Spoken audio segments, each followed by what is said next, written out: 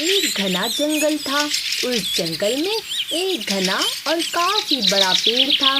उस पेड़ पर एक चंपा नाम की चिड़िया अपने दो छोटे बच्चों और अपने पति चंपक चिड़े के साथ रहती थी। चंपा और चंपक अपने बच्चों का बड़े अच्छे से पालन पोषण करते। चंपा अपने बच्चों को संभालती और चंपक चिड़ा बाहर जाकर अपनी पत्नी और बच्चों के लिए अनाज ले आता।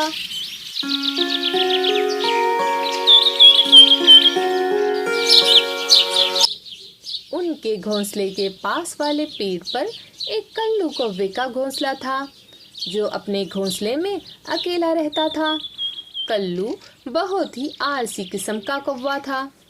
वो दिन भर अपने घोंसले में आराम करता। जब भूख लगती तो खाना मांगने चंपा चिड़िया के घर आ जाता। चंपा चिड़िया के घर खाना खाकर वापस अपने घोंसले में आराम करने के लिए चला जाता। चंपा चिड़िया का छोटा बेटा मोनू अपनी माँ से कहता है, माँ, मुझे बहुत भूख लगी है, मुझे खाने के लिए कुछ दे दो। हाँ मम्मा, मुझे भी बहुत जोरों की भूख लगी है। हाँ हाँ मेरे बच्चों, थोड़ी देर रुक जाओ, तुम्हारे पापा आते ही होंगे। जैसे ही तुम्हारे पापा आ जाएंगे मैं खाना निकाल दूंगी, फिर हम सब एक साथ बैठकर खाना खाएंगे। जी माँ, ठीक है। पर माँ, पापा अभी तक आए क्यों नहीं? काफी देर हो गई है। माँ, पापा जब तक घर नहीं आते तब तक तुम हमें कोई अच्छी सी कहानी सुना दो। ठीक है मेरे बच्चों, मैं तुम्हें एक अच्छी और मजेदार कहानी सुनाती हूँ। कुछ समय पहले की बात है। एक जंगल में एक तालाब के पास वाले पेड़ पर एक बंदर रहता था और उस तालाब में एक मगरमच्छ रहता था। बंदर रोज सुबह उस पेड़ की टहनी पर बैठकर उस पेड़ पर लगे मीठे जामुन खाया करता। उसे देखकर मगरमच्छ का भी दिल जामुन खाने का करता। एक दिन जब बंदर जामुन खा रहा होता है तो मगरमच्छ तालाब के किनारे आ जाता है। उसे तालाब के किनारे आते देख बंदर भी उसे जामुन खाने के लिए देता है। जामुन खाकर मगरमच्छ बड़ा खुश हो जाता है। इस तरह रोज मगरमच्छ तालाब के किनारे आ जाता और बंदर बड़े मीठे और स्वादिष्ट जामुन मगरमच्छ को खाने के लिए देता। इस तरह दोनों में काफी अच्छी और गहरी दोस्ती हो गई। एक दिन मगरमच्छ ने बंदर से कहा, मेरे प्यारे दोस्त बंदर, कुछ जामुन मेरी पत्नी को भी खाने के लिए देना।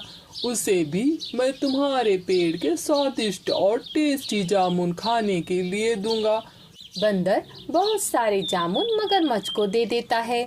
मगरमच्छ अपनी पत्नी के लिए जामुन ले जाता है। जामुन खाकर मगरमच्छ की पत्नी मगरमच्छ से कहती है, अरे वाह, कितने स्वादिष्ट जामुन हैं। हर रोज जामुन खाते खाते उस बंदर का दिल भी जामुन की तरह स्वादिष्ट हो गया होगा। आप मुझे कुछ भी करके उस बंदर का दिल ला दीजिए, मुझे उसके दिल का स्वाद चखना है, वरना मैं आपसे बात नहीं करूंगी। मगरमच्छ सोच में पड़ जाता है कि अब वो क्या करे, बंदर से ये बात कैसे कहे, उसका दिल कैसे मांगे। एक काम कीजिए, आप उस बंदर से कह दीजिए कि आज मेरी पत्नी ने तुम्हें घर पर खाने के लिए बुलाया है। अगले दिन मगरमच्छ बंदर के पास जाता है और उससे कहता है, अरे भाई बंदर, मेरी पत्नी कह रही थी कि तुम हर वक्त बंदर भाई से मीठे मीठे जामुन लाते हो, कभी उन्हें भी अपने घर खाने पर ले आया करो।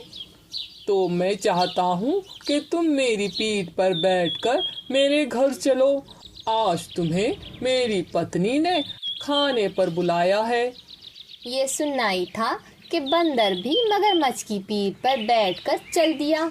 आधा रास्ता पार हो ही गया था कि बातों बातों में मगरमच्छ ने बंदर से कहा, भाई बंदर, मेरी पत्नी तुम्हारे दिए हुए जामुन खाती है, उसे बड़े ही स्वादिष्ट लगते हैं। उसने मुझसे कहा कि बंदर भाई तो हर रोज जामुन खाता है, उसका दिल भी जामुन की तरह स्वादिष्ट हो गया होगा, इसलिए वो जिद पर अड़ गई कि उसे तुम्हारे दिल का स्वाद चखना है।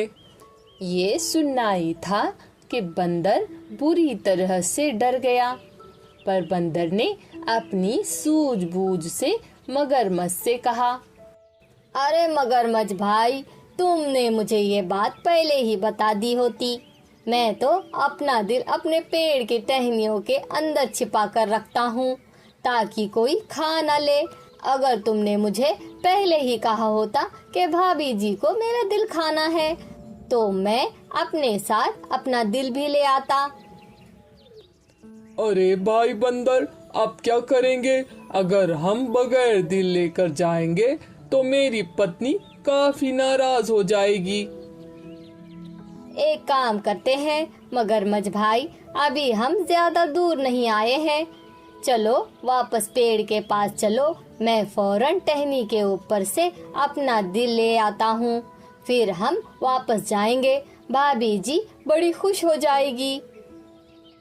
मगरमच्छ जल्दी जल्दी उस पेड़ के पास पहुंच जाता है। जैसे ही किनारा आ जाता है, बंदर झपट्टा मारकर पेड़ पर चढ़ जाता है और जोर जोर से हंसने लगता है।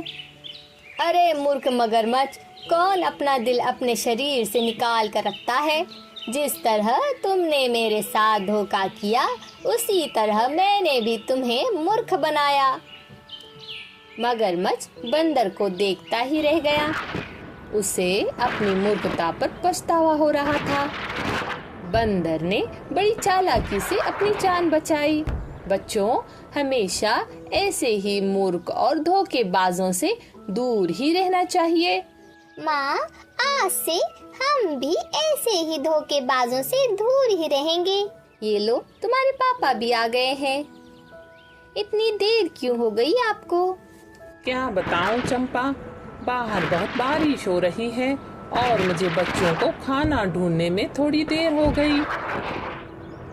उतने में कल्लू कौवा भी चंपा के घर मुफ्त का खाना खाने आ जाता है। अरे चंपा बहन, मुझे भी थोड़ा खाना दे दो, काफी भूख लग रही है। क्या करूं, मेरी तबीयत ठीक नहीं रहती, इसलिए मैं दाना चुगने बाहर नहीं जा पा रहा हूँ। कोई बात नहीं कल्लू भाई, ये लो, आप भी खा लो। कल्लू कौवा खाना खाकर अपने घोंसले में वापस चला जाता है।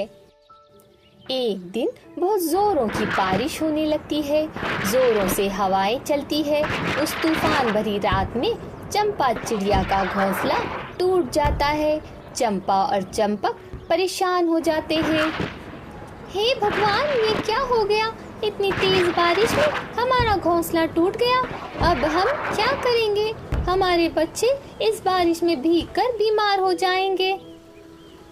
चंपा, तुम फिक्र मत करो, चलो हम इस तूफान के थमने तक कल्लू भाई के घोंसले में चलते हैं। चंपक और चंपा चिड़िया अपने दोनों बच्चों को लेकर कल्लू कौवे के घोंसले के पास जाते हैं। अरे ओ कल्लू भाई, दरवाजा तो खोल दो। अरे भाई, कौन है? इतनी रात को कौन दरवाजा बजा रहा है?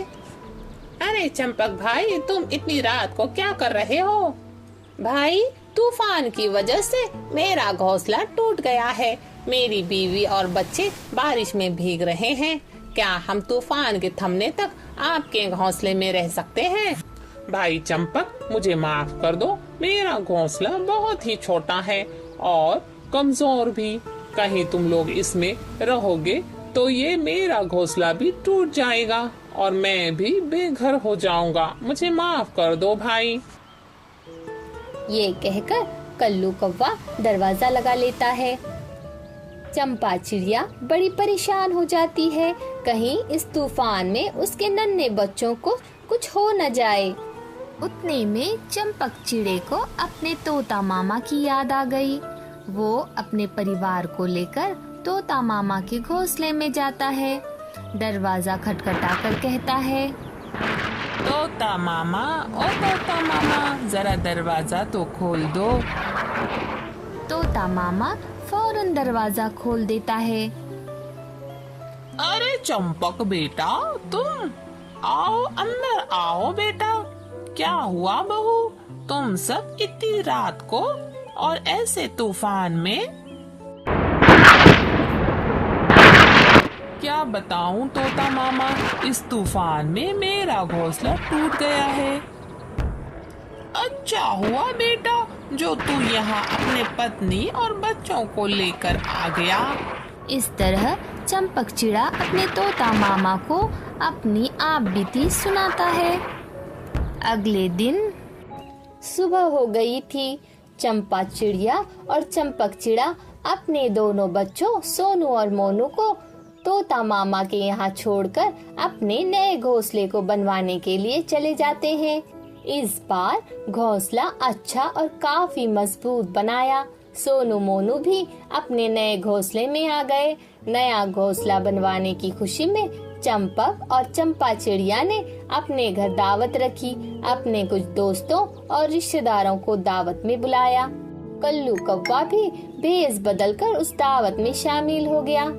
चंपा ने बड़े ही स्वादिष्ट पकवान बनाए थे। सबने बड़े मजे और पेट भरकर खाया। कल्लू कौवा भी बड़े मजे लेकर खाने लगा। सोनू ने कल्लू कौवे को देख लिया। सोनू के देखते ही कल्लू कौवा एक बड़े से ड्रम में जाकर छिप गया। सोनू ने अपनी माँ से कल्लू कौवे के बारे में बताया। माँ, हमारी इस दावत में कल्लू चाचा भी आए हुए हैं और माँ वो इस ड्रम में छिप गए हैं। ये सुनना ही था कि चंपा चिड़िया ने सारा झूठा अनार उस ड्रम में डाल दिया और उस ड्रम को उठाकर बाहर फेंक दिया। बेचारा कल्लू कौवा बुरी तरह से घायल हो गया। बुराई करने वालों के साथ हमेशा बुरा ही होता है। जो मुसीबत में काम न आए वो साथ नहीं, सिर्फ नाम का रिश्ता होता है। असली दोस्त वही होता है जो संकट में साथ दे। आपको हमारी कहानी कैसी लगी? इसे लाइक जरूर करना।